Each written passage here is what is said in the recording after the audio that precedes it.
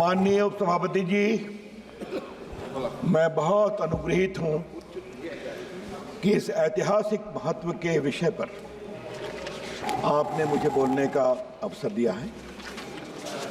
भारत के संविधान के 75 वर्ष की गौरवशाली यात्रा कैसी रही, हमने क्या खोया, क्या पाया, कहाँ हम मुस्काए, कहाँ हम रोए, कहाँ हमें पीड़ा हुई, कहाँ हमें उत्साह मिला, इन सबों पर कुछ चर्चा होनी चाहिए।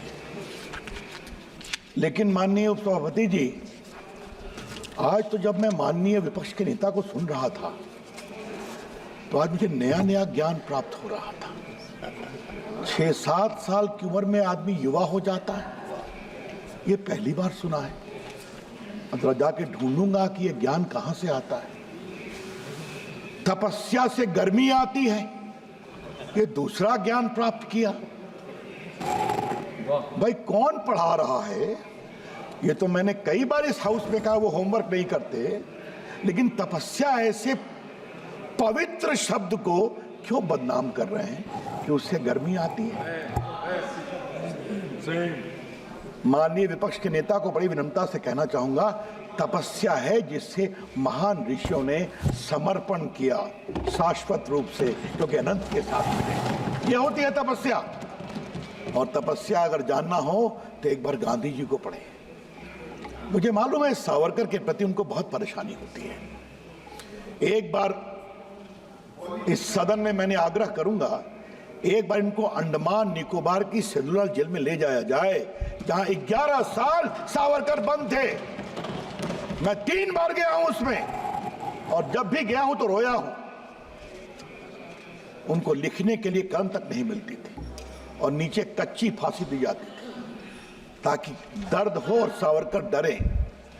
ठीक है, आप अपने राजनीति के लिए जो कुछ भी बोलिए, लेकिन जिस व्यक्ति ने देश के लिए इतना त्याग किया, उनके भाई की मृत्यु अंडमान में हो गई, उसके बारे में ऐसे शब्द का प्रयोग न करें, ये मैं बहुत विनम्रता से कहूंगा। और फिर कहूंगा, ट्यूटर बदलना बहुत जरूरी है। ये ट्यूशन कहां से आ रहा है, ये बताना बहुत जरूरी है। अध्यक्ष जी, उपसभापति जी, संविधान को बनाने वाले महान लोग थे। उन्हें आज 70वें वर्ष में विनम्र प्रणाम करता हूं। किसका नाम लूं? डॉक्टर अम्बेडकर का लिया गया, नेहरू जी का लिया गया, राजेंद्र बाबू का लिया गया। 2 नाम उधर से कभी चर्चा क्यों नहीं होते हैं? सरदार पटेल और मौलाना आजाद। क्यों? मैं तब से देख रहा था विपक्ष के नेता कब सरदार पटेल का नाम लेंगे। और आज जब 75 वर्ष की बात हो रही है तो माननीय संसदीय कार्य मंत्री ने डॉक्टर अंबेडकर को 89 में मिला भारत रत्न की चर्चा की। मैं पीड़ा से एक और बात कहना चाहता हूं, सरदार पटेल नहीं होते तो ये देश बिखर गया होता।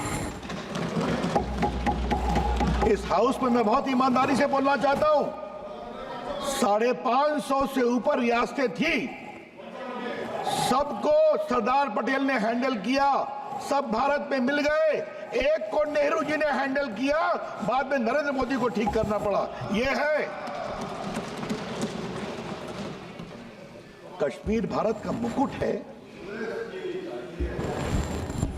क्या क्या बात की गई।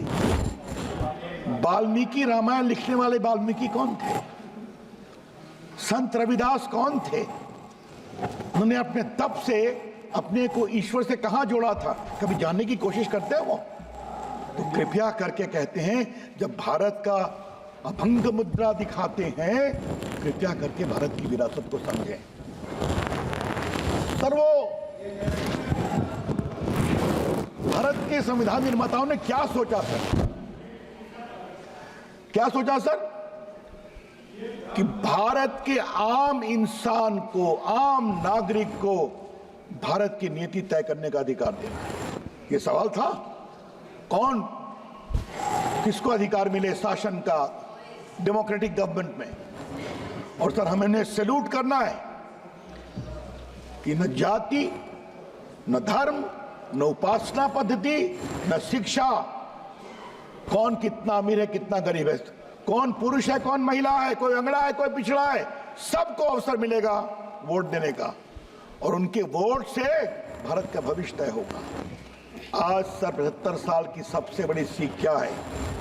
भारत का आम नागरिक जानता है कि अपने वोट की ताकत से हम किसी को भी जिता सकते हैं और किसी को भी हरा सकते हैं।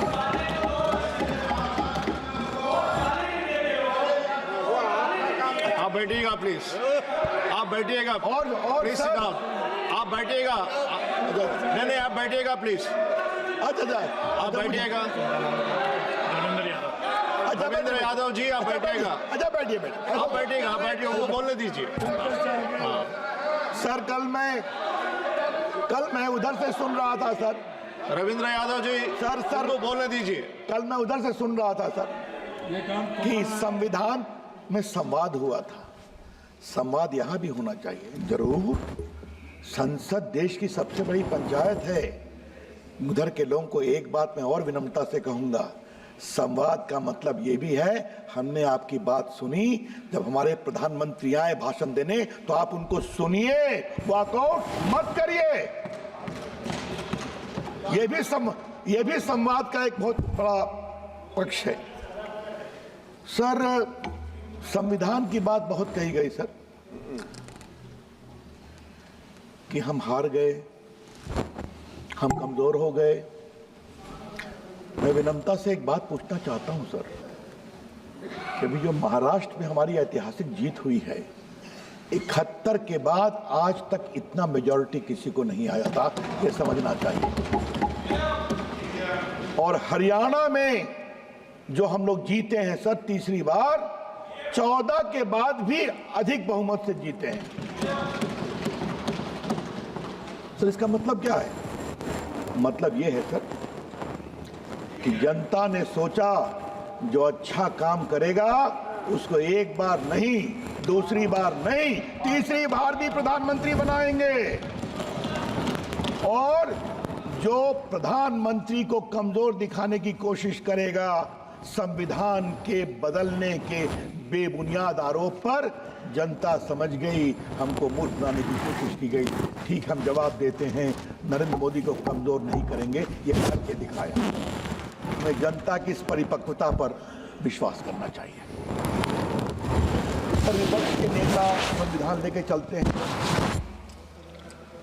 शपथ लेते हैं तब भी संविधान लेकर चलते हैं। उस दिन गाजीपुर में धरना दे रहे थे तो देखा हाथ में संविधान है। संविधान की आत्मा रो रही होगी कि भाई मुझे कहां कहां घुमाओगे, कहीं तो छोड़ दो। ठीक है सर, आज मैं भी सर थोड़ा उनको संविधान दिखाना चाहता हूं। और ये है सर मौलिक संविधान, ओरिजिनल जो संविधान बना था सर, आज मैं वो संविधान इस 75 साल की यात्रा में दिखाना चाहता हूं। सर ये काफी बड़ा है सर। अटल बिहारी वाजपेयी की सरकार थी, अपने पुराने मित्र को याद होगा तो उसको लाया गया था। जब माननीय मोदी जी ने मुझे देश का कानून मंत्री बनाया, हमने कहा छोटा करके इसको देश में भिजवाऊं जजेस को, चीफ जस्टिस को। कल माननीय राजनाथ जी ने चर्चा की थी सर। ये देखिए सर, फंडामेंटल राइट के ऊपर प्रभु राम माता सीता और लक्ष्मण के साथ लंका की विजय के बाद अयोध्या लौट रहे हैं। ये देखिए सर ये देखिए directive principles of state policy कहाँ आ गए हमारे मित्र प्रेमचंद जी।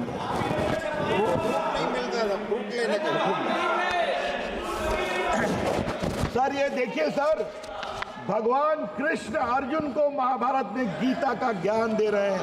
ये इसमें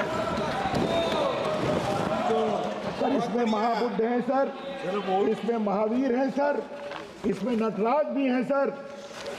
एक और देखेंगे, ये देखिए पार्ट 7 में बजरंग बली हनुमान जी की भी तस्वीर है। ये देखिए आप सर, इसमें सब ये देखिए प्रभु नटराज की तस्वीर है। और ये देखिए सर, गुरु गोविंद सिंह है, झांसी की रानी है, छत्रपति शिवाजी हैं, अकबर हैं, बाबर औरंगजेब नहीं है। तो इस संविधान बनाने वाले जानते थे कि इस देश की विरासत प्रभु राम है, प्रभु कृष्ण है, बाबर औरंगजेब नहीं है, छत्रपति शिवाजी। और सर आप देखें सर, ये जो मैं दिखा रहा हूं, ये देखिए सबके दस्तखत हैं सर। पहला दस्तखत राजेंद्र प्रसाद, फिर जवाहरलाल नेहरू, फिर सरदार पटेल, मौलाना आजाद, आपके डॉक्टर अंबेडकर, सबों के हस्ताक्षर। सर मैं एक सवाल पूछने की इच्छा होती है, अगर भारत का संविधान आज बनता सर, 1 मिनट के लिए मान लीजिए, और इसी संविधान में ये चित्रों को लाने की कोशिश की होती तो कितना हंगामा करते हो, कितना वो अपनी विरासत को कितना समझे सर। यही तो मैं कह रहा हूं सर, हम कहां से शुरू किए थे और कहां चले गए। अपनी विरासत, भारत की विरासत होगी प्रभु राम की, प्रभु कृष्ण की, रामकृष्ण परमहंस की, विवेकानंद की, अरविंदो घोष की, लोकमान्य तिलक की, नारायण गुरु की, सुब्रमण्यम भारती की, ये महात्मा गांधी की, ये हमारी विरासत है। हमारी विरासत कभी औरंगजेब बाबर नहीं हो सकते। और ये बात मैं इसलिए कह रहा हूं सर कि अगर ये परंपरा होती ना तो प्रभु राम का मंदिर बहुत पहले बन गया होता, प्रभु कृष्ण का मंदिर बहुत पहले बन गया होता। मुझे बहुत, मैं कृतज्ञ हूं सरदार पटेल, के मुंशी और डॉक्टर राजेंद्र प्रसाद का कि सोमनाथ का मंदिर बन गया। हमारे गुजरात के मेंबर्स बैठे हुए हैं, क्या कहा गया था, इसे आर्कियोलॉजिकल सर्वे को दे दो, उसी तरह से रखेगा।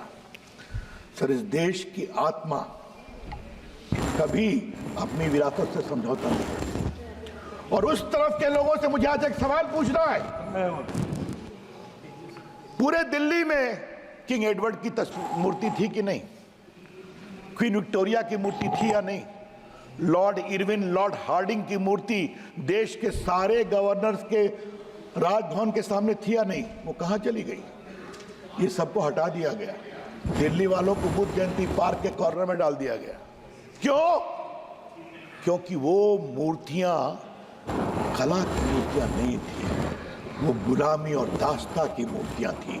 और आपने निर्णय किया कि वो मूर्तियां नहीं रहेंगी, आपने अच्छा काम किया। यही बात प्रभु राम के जन्मस्थान, कृष्ण जन्मस्थान और काशी विश्वनाथ के मंदिर के बारे में क्यों सोच नहीं होती है। सर यही है वोट बैंक पॉलिटिक्स। आगे इस पर थोड़ा मैं बोलूंगा। ये वोट बैंक पॉलिटिक्स के चक्कर में जो फंस गए, उससे बाहर नहीं निकले। और आज सर मैं एक बात कहना चाहता हूं, 75 साल में आप कहां हैं और हम कहां हैं, ये भी जरा देखिए। 75 साल में आप कहां हैं और हम कहां हैं, क्योंकि हमारे श्यामा प्रसाद मुखर्जी के विचार, दीनदयाल उपाध्याय के विचार आज लोगों ने स्वीकारा है। ये देश राष्ट्रवाद से चलेगा, देश के प्रति समर्पण से चलेगा और विकास से भी चलेगा। सर मैं आपसे एक और बात कहना चाहता हूं, कल बहुत चर्चा हुई है, जो हमारे सारे सुरक्षाकर्मी मारे गए संसद के उस समय। सर मैं भी संसद में था, वो भयावह दृश्य देखा है। सर लोग ह्यूमन राइट्स की बात करते हैं, अफजल गुरु के ह्यूमन राइट्स की बात करते हैं। कभी इन लोगों ने जो हमारे सुरक्षा कर्मचारी मारे गए, उनके परिवार के ह्यूमन राइट्स की बात की क्या? कभी करते हैं? आतंकवादियों ने उनको मारा, उनके बच्चों, उनकी पत्नी, उनकी विधवा का कोई ह्यूमन राइट है या नहीं? 75 साल में सर ये भी एक यात्रा आई है, देश की पूरी बात ऐसी पिछल गई है। हमारी सोच बहुत साफ है, आप आतंकवादियों के ह्यूमन राइट्स की लड़ाई लड़ो, हम तो लड़ेंगे देश के सुरक्षा कर्मी की जो आतंकवाद में मारे जाते हैं। हम लड़ेंगे वो हमारे सीआरपीएफ बीएसएफ के जवान के लिए। सर देश के लिए जीते तो सब लोग हैं सर, देश के लिए मरते कौन हैं? ये सुरक्षा कर्मी होते हैं। हमें उनके पूरे मानवाधिकार की चिंता करनी पड़ेगी। सर काफी बात हो रही है सर। सेकुलरिज्म की बात करते करते ये कहां से लाया गया सेकुलरिज्म, इसका जवाब देना जरूरी है दूसरे पक्ष पर आने के पहले। हमारे जो संविधान बनाने वाले थे, क्या सरदार पटेल, क्या राजेंद्र प्रसाद, क्या जवाहरलाल नेहरू, क्या डॉक्टर अंबेडकर, क्या मौलाना आजाद और बाकी सब बड़े नेता, ये भारत की विरासत को समझते थे। वो जानते थे कि भारत की विरासत मूल रूप से पंथ निरपेक्ष है। ऋग्वेद का एक ज्ञान है ना सर, एकम सदविप्रा बहुधा वदंती, सत्य एक है, उसको पाने के मार्ग अलग अलग हैं। तुम अपने मार्ग से चलो, ये देश तुम्हारा रास्ता, हम अपने मार्ग से चलते, क्योंकि तुम्हारा मार्ग और हमारा मार्ग अंत में एक ही स्थान पर मिलता है, जहां है परम सत्य, इटर्नल, इंडिविजिबल। यही तो है ना भारत का वैदिक ज्ञान, वो समझते थे। इसीलिए उन्होंने दक्षिण के आयातित सेकुलरिज्म को भारत के संविधान में जगह नहीं दी, क्योंकि भारत की विरासत पंथ निरपेक्ष है। भारत की विरासत विरोधी विचारों का सम्मान करने की है। अब ये कौन बताए सर? फिर एक ही बात कहूंगा, ट्यूटर बदलने की जरूरत है सर, वो बदलना बहुत जरूरी है सर।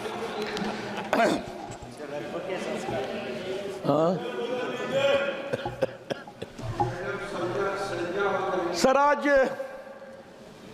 कुछ इमरजेंसी की बात करनी है सर। मेरा परम सौभाग्य है सर कि मैं संघ का स्वयंसेवक भी रहा हूं। अखिल भारतीय विद्यार्थी परिषद में 13 साल काम किया है और मैंने लोकनायक जयप्रकाश की अगुवाई में बिहार आंदोलन में भी भाग लिया।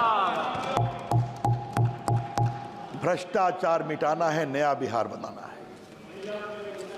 और सर कमाल हुआ सर, शुरू हुए हम लोग की इतनी पिटाई हुई थी लाठियों से, दुबले पतला था बहुत उस समय सर, स्वर्गीय सुशील मोदी और हम दोनों इतनी लाठियों से पिटे थे कि आज भी याद करता हूं तो पीड़ा होती है।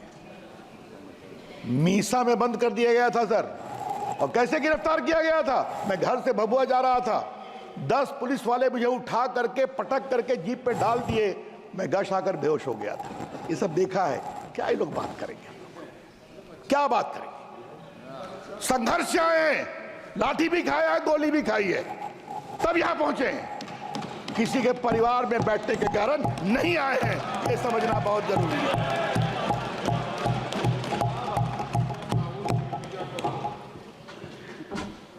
सर इंदिरा जी फंसती गई, 71 के बाद बहुत लोकप्रिय थी, जीत गई, लगा आप तो हम जीतते रहेंगे।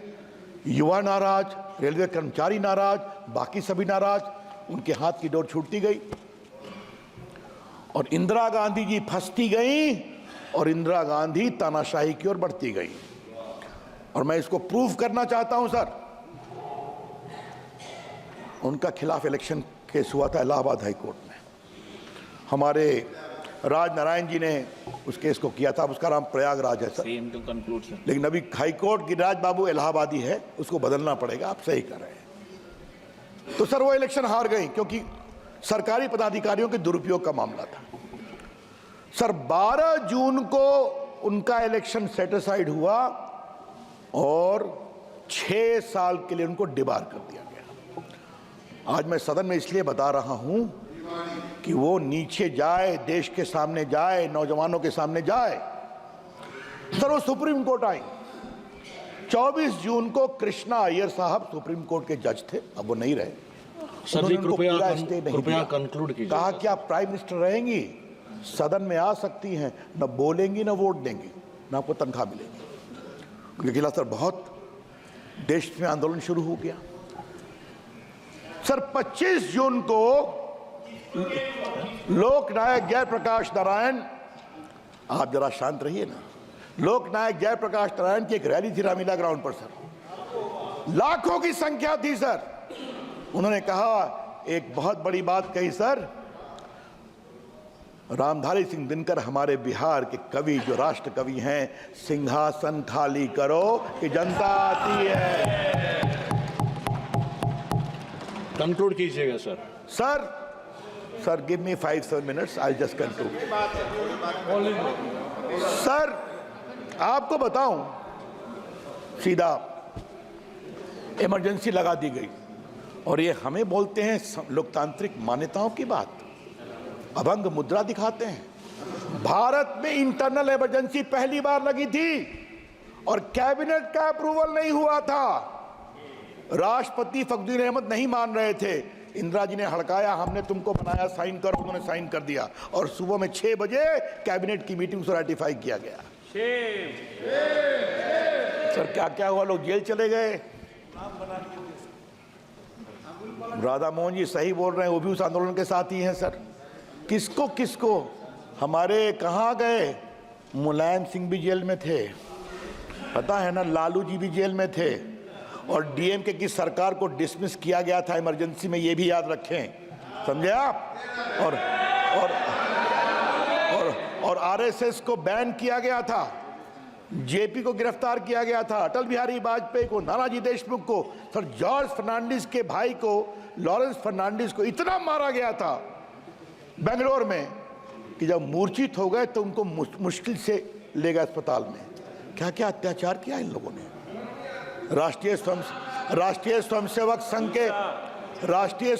संघ के सदस्यों को सर नाखून नोचा गया। और सर सबसे तो मजा किया सर हमारे दिल्ली में पत्रकारों के ऊपर, ये जो बहादुर शाह जफर मार्ग है ना, इसका पूरा बिजली काट दी गई। Sir last 1 minute sir, please conclude. Last 5 minutes give me, I will conclude. Lal please sir, something very important I am saying. Sir please allow sir सारे अखबारों की बिजली काट दी गई। सेंसर मानोगे तो हम मानेंगे।